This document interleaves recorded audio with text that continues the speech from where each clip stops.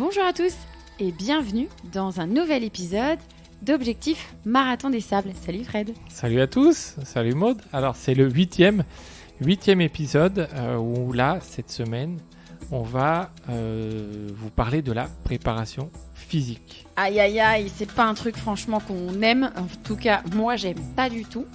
Mais je crois. C'est souvent oublié, négligé. Ça, c'est compliqué. On entend souvent parler, hein, mais finalement dans les actes, il y en a On pas n'en fait beaucoup. pas beaucoup. Exactement. Mais c'est un peu ton sujet de prédilection, Fred, parce que si vous le savez pas, il est coach en prépa physique. Et oui, c'est lui qui va nous entraîner, Fred et moi, à nous préparer avec le sac, à faire du renforcement, surtout se muscler le haut du corps, non ? On va peut-être avoir besoin de faire ça. Oui, entre autres. C'est pas que le haut. Hein, il faudra faire un peu tout. Hein. Il faudra faire un peu tout. On va Alors, y venir qu'est-ce qu'il faut progressivement. Alors déjà, c'est Pourquoi prépa physique, c'est déjà indispensable. C'est indispensable. C'est important. Et ce n'est pas que faire des abdos, pompes, gainage. Ça, on l'entend souvent. Ah bon ? On va faire de la PPG. Abdos, pompes, gainage, j'en ai marre, j'ai pas envie de faire ça. Mais oui, mais ça, Alors, petite question. Ça, c'est 1/100, 1/1000 de la prépa physique. Alors, moi, je viens pas de l'athlétisme, des trucs comme ça. PPG, c'est quoi ? C'est préparation physique générale ? Bravo. C'est ça ? Voilà. T'as été chercher très loin. Mais non, mais en fait, c'est un gros mot pour dire, en fait, on fait du renforcement. Parce qu'on parle aussi de renforcement Oui. quand on fait de la prépa physique. Oui. C'est la même chose. Oui, exactement. Il y a prépa physique, renforcement, PPG.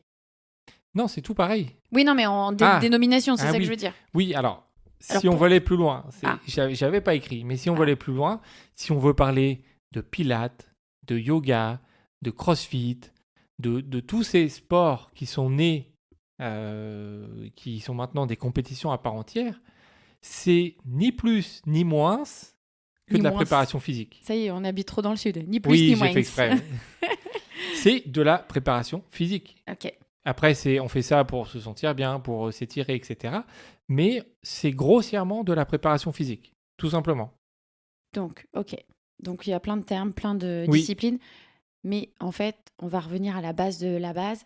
Pourquoi c'est important de se préparer physiquement, surtout avant de faire de la longue distance et de la préparation spécifique. Avant de faire n'importe quel sport. N'importe quel sport. Okay. Moi, j'allais dire avant de commencer à allonger les distances, parce que là, on s'entraîne, on fait des petits... Effectivement, là, on parle du marathon des sables, des ultras, etc. Mais la préparation physique, qu'on soit bien d'accord, c'est pour n'importe quel sport. C'est important. Ok. Évidemment, c'est tous les sports. Pourquoi c'est important ? Alors, premièrement, ça va servir à améliorer les aptitudes physiques pour le sport en question. De manière générale et pour le sport en question. Donc là, ce qui nous concerne, c'est plutôt le trail. Donc ça va forcément améliorer les aptitudes physiques. Donc, par exemple, ce qu'on fait, l'équilibre ou la proprioception, comme beaucoup aiment le dire, c'est de la préparation physique. C'est de la préparation physique, clairement. Ça va aider aussi à la prévention des blessures. Voilà, donc ça c'est important. C'est pour éviter, si vous partez, vous n'avez pas fait de sport depuis 3 mois, vous partez pour faire un 100 km. Ça va pas le faire. Ça peut le faire, mais ça peut très bien ne pas très mal se passer parce que musculairement, on n'est pas du tout prêt. Je parle pour un 100 km, mais c'est la même chose. Si vous partez pour faire un saut en longueur alors que vous n'avez pas couru depuis 8 mois, bon courage. Soit vous allez faire 1m12, soit vous allez vous blesser. C'est la même chose. Bon, sans parler aussi de 100 km, hein, si on prépare un 10 km ou un 15, voilà, parce que là on parle même un 1000 mètres, si on prépare un 1000 mètres, voilà, sans prépa physique, sans entraînement, tu vois, je visualise très bien. Là, vous sortez de chez vous à froid, vous partez pour 1000 mètres à fond, c'est horrible. Ou un 100 mètres à fond. Je l'ai fait hier soir, j'ai pas du tout... Et tu t'es échauffé, et puis t'es entraîné, etc. Une demi-heure d'échauffement pour faire juste 3 fois 2000 mètres. C'est terrible sur une piste. Mais c'est important. Ça aide aussi à la récupération, non ? Ça aide à la récupération, oui. Pourquoi ? Parce que si vous êtes mieux préparé physiquement, si vos muscles sont prêts à faire les efforts, et quand vous allez les faire, ils vont récupérer plus vite, vu qu'ils ont été préparés avant. Alors ça, moi je sais, là où je me rappelle, on peut dire que c'est un peu de la préparation physique. Est-ce que quand on fait des descentes un peu à fond, ça peut être considéré comme la préparation physique parce que derrière, on récupère mieux sur la descente ou pas du tout? Oui, oui, évidemment. Ok. Évidemment, parce que quand on travaille les descentes, on monte en télécabine, on descend. Qu'est-ce qu'on fait? On va travailler en excentrique. Mhm. Excentrique, c'est un travail de musculation où on retient son mouvement et c'est ce qui est, fait d'ailleurs beaucoup plus mal que la montée dans les trails, c'est les descentes parce que c'est du travail excentrique. Quand on fait 3 descentes, on fait quoi? On prépare ce travail excentrique. On est en préparation physique. Même si on court, même si on s'amuse, on fait de la préparation physique. Donc au final, la préparation physique, c'est pas forcément ce qu'on disait avant, faire des pompes, des abdos, ça peut être une multitude C'est d'activités. tout. Ok. Toute activité physique peut être une préparation physique pour un sport, pour un événement, pour une compétition. Alors maintenant, c'est quand on le met en place. Moi, je sais, alors dans ma tête, c'est souvent avant de se lancer, ce que je disais avant, de se lancer sur des entraînements un peu plus longs. Enfin, surtout quand on parle de longue distance, on prépare le corps à encaisser, notamment on parlait des descentes, on parlait aussi peut-être des abdos ou même du travail de proprioception, avant de se lancer dans des efforts plus longs de courses, je sais pas, 3, 4 heures ou voire plus. Est-ce que je suis dans le juste ou pas? Oui, t'es pas mal. T'es pas mal. Je suis bien, tu me coaches bien, t'as vu, hein, je l'ai en tête. Hein. Dans préparation physique générale, il y a préparation. Donc, de toute façon, il faut que ce soit fait en amont. La préparation physique, c'est souvent en reprise d'activité. Quand vous reprenez une activité, on l'a dit, hein, vous n'allez pas tout de suite partir sur une épreuve de prédilection et faire la discipline que vous voulez. Donc, je reste de manière générale. Hein. Après, on transpose évidemment ça au trail. Quand vous allez reprendre, on ne va pas tout de suite encaisser et partir pour le marathon des sables. L'enchaînement des épreuves, etc., les dunes, les cailloux, voilà, il faut... Donc en fait, c'est le début du processus. Vous pouvez recommencer à courir si vous voulez, mais il faut directement mettre de la préparation physique pour que ce soit efficient et que le travail aille plus vite. Okay. Voilà. Donc ça, c'est vraiment reprise d'activité pour dès que vous partez sur un objectif. Et est-ce qu'on peut le faire aussi en complément pendant... Est-ce que là, nous, on le fait... Enfin, moi, dans ma tête, on le fait avant. Et une fois qu'on s'est lancé dans de la longue distance, après, de l'entraînement vraiment spécifique sur l'objectif, on n'en fait plus. Est-ce qu'il faut quand même en faire un peu? Dans l'idéal? Dans l'idéal, il faudra en faire tout le temps. C'est vrai? Ok. Mais effectivement, on en fait beaucoup au début, en reprise. Après, une fois qu'on est bien physiquement, qu'on a trouvé un certain rythme, on peut en faire moins. Et après, on va y venir. Il va y avoir, en fait, il y a plus 2 types de préparation physique. Tu as parlé de la PPG, préparation physique générale. Ok. Donc ça, c'est celle qui va venir au début. On va travailler tout, sans forcément penser au sport. L'idée, c'est qu'on se renforce globalement tout ce qu'on peut de musclable. Et après, il va y avoir la préparation physique spécifique, où là, on va axer sur le sport que vous préparez. Si vous êtes au tennis, si vous préparez un match de tennis, un 100 mètres en natation ou un 100 km en course, évidemment, ce n'est pas les mêmes muscles qui vont travailler. Okay. Donc la préparation physique sera différente. Alors que la préparation physique générale peut être la même. Sur tous les sports au départ. Exactement. Pour vraiment se conditionner à rentrer dans... Et c'est une sorte aussi un peu de mise en route de la machine vers l'objectif. J'ai l'impression que c'est un peu ça, non? C'est ça. Donc il y a la préparation physique générale, on se remet en route, on éveille un peu tous les muscles. Et plus ça va, plus on va aller vers le spécifique. Et donc on peut en faire moins. Donc ça, c'était la question de base. Est-ce qu'à un moment donné, on arrête? On peut arrêter, mais c'est bien de continuer. Et en continuant, on peut aller de plus en plus spécifiquement par rapport au sport. Ok. Voilà, c'est ça. Et donc, idéalement, si vous faites en début de prépa, on va dire une fois par semaine, la préparation physique générale, au bout d'un moment, vous faites ça pendant 2 mois, 1 mois, 2 mois, une fois, histoire d'être bien. Et plus l'objectif va avancer, plus on peut réduire une fois toutes les 2 semaines, une fois toutes les 3 semaines, et de plus en plus spécifiquement. Alors, maintenant, c'est comment on fait? Alors, on va pas parler de natation, etc. On va parler de comment on se prépare physiquement, comment on fait de la préparation spécifique, physique, pour le marathon des sables. Alors, La grande question. Parce qu'il y en a plein qui vont se dire oui, bah moi je veux bien, mais la natation, ça va pas être mon truc. Hein. Je vais être dans, oui, je vais mais aller dans alors, le désert. il y a pas vraiment de bonne réponse à ça. En fait, Ok. il y a 8000 exercices. On peut faire, enfin, même pas, il y a une infinité, Oui. c'est ça, Oui, hein, c'est ça, infinité. d'exercices possibles de préparation physique. En fait, c'est juste l'imagination qui va déterminer les exercices. Donc, Non, mais toi, par exemple, quand tu me fais faire des exercices de préparation physique et tu en as déjà fait faire aussi, notamment en club, là, dans lequel on est, tu fais certains types d'exercices. C'est quoi les exercices, on va dire, standards que tu fais alors, faire? bah, c'est des exercices, là, on va dire, c'est sur de la préparation physique un peu générale qu'on est en train de faire. Mais ça reste quand même spécifique au travail de pied. Donc c'est beaucoup avec... Moi j'aime bien travailler avec sous forme d'ateliers, avec des cerceaux, des lattes, des plots, des échelles de coordination, mettre plein de petites choses et faire plein de petits ateliers pour que du coup on puisse travailler différents types de mouvements. Donc là, l'exercice qu'on avait fait la dernière fois et qu'on va refaire, c'est beaucoup de travail de pied, de proprioception, etc. Proprioception, c'est très important en trail. La proprioception, en fait, on parle souvent de ça pour la cheville, en fait, qui permet qui permet tout simplement, hein, pour faire simple, qu'elle se renforce et pour éviter de se tordre la cheville. Pourquoi? Parce que en trail, on est sur un terrain instable, il y a des cailloux, il y a des racines, il y a de la boue.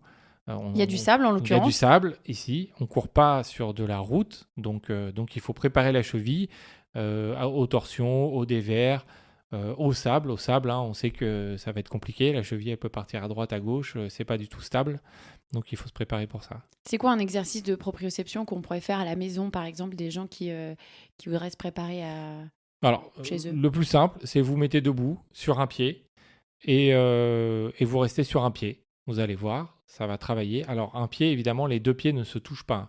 Les deux jambes ne se touchent pas. Les pieds les jambes sont écartées l'une de l'autre. Déjà, vous faites ça tout simplement. Vous allez voir, c'est assez facile, on s'habitue assez vite. Alors, pieds nus, vous pouvez le faire pieds nus, hein, parce que ça travaille encore plus. Si c'est trop facile, vous fermez les yeux. Et là, vous allez voir qu'il n'y a plus de repères. Et quand on n'a plus de repères, on bouge beaucoup plus. La proprioception, la définition, c'est en fait l'art de se positionner dans l'espace, un peu. Donc en fait, quand vous fermez les yeux, vous allez voir qu'il n'y a plus de repères de la vue, donc on perd tout notre équilibre. Et donc c'est ça, travailler la proprioception, c'est travailler la cheville pour qu'elle se pose n'importe quand, n'importe où, et qu'elle ne se torde pas au premier caillou qui arrive. Mhm. Et autre exercice, après, peut-être plus spécifique, est-ce qu'on pourrait penser à faire des exercices avec le haut du corps? Parce que là, on sait que c'est un gros sujet, le poids du sac. On l'a entendu lors de nos dernières interviews, en disant que bon, bah, le sac, ça va être compliqué. On va souffrir. Il faut souvent le porter avant. Mais comment on peut préparer son corps à ça? Alors, sans forcément porter le sac, mais peut-être en amont avec la préparation physique pour qu'il soit vraiment robuste. Parce que souvent, on prépare que le bas du corps Oui, quand on court, en cours, on prépare en course. généralement que le bas, mais le haut, bah, on va faire d'abord de la préparation physique générale. Donc on peut faire des pompes, on peut faire différents exercices avec les bras, on peut faire du gainage, des abdos, tout ça, on parle du haut du corps, hein, pas juste des bras. Tout ça, Ok. ça appartient au haut du corps. Et petit à petit, plus ça va, plus on va être du côté spécifique. Donc au bout d'un moment, en fait, on va vraiment s'entraîner avec un sac dans le dos, en faisant des exercices avec le sac, en se penchant droite, gauche, différents exercices pour s'habituer à avoir le sac sur le dos et qu'en fait, le corps soit habitué et que quand on arrive le jour de l'épreuve, bah, il n'y a plus de problème. Vu que le corps est habitué, en fait, on ne va pas perdre d'énergie de ce côté-là. Ok. Donc, on sait, ceux qui nous écoutent depuis le début, vous savez qu'à un moment donné, on va faire des petits exercices avec le sac et on vous dira lesquels. Ce sera obligatoire. De toute façon, marathon des sables, qui dit marathon des sables, dit sable, mais dit Sac. porter un sac lourd. Mm. De toute façon, c'est minimum 6,5 kg et vous allez sans doute avoir plus. Il faut s'entraîner. Quand vous partez courir, vous avez soit rien sur le dos, soit un petit sac avec deux flasques qui pèsent 1 ou 2 kilos. c'est rien à voir avec un sac de 7 kilos sur le dos. C'est ça. Bon, je crois qu'on a fait un peu le tour de la préparation physique générale et spécifique. C'était très clair. Ça donne pas trop envie, mais il va falloir s'y mettre. Mais voilà, effectivement, c'est un peu oublié. Hein. Je l'ai dit en intro, c'est un peu oublié. On le fait pas trop. Mais ça va franchement vous aider. Ça va franchement vous aider, tout simplement. Il faut se lancer. Il n'y a pas besoin d'en faire tous les jours, évidemment. Quoique des exercices de proprioception, si on parle à proprement parler de la proprioception, c'est très simple. Hein. Vous pouvez en faire quand vous préparez à manger, vous êtes debout dans la cuisine. Vous pouvez très bien vous mettre sur un pied et puis juste rester sur un pied pendant que vous faites la cuisine. Ça vous prend 0 temps puisque vous êtes de toute façon debout et vous travaillez en permanence. Donc ça, par exemple, on peut le faire tous les jours. C'est des petits exercices comme ça qui prennent pas beaucoup de temps et qui peuvent vraiment vous aider là spécifiquement pour la partie trail.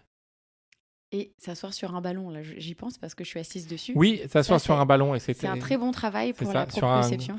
Un gros Swiss ball où c'est pour travailler.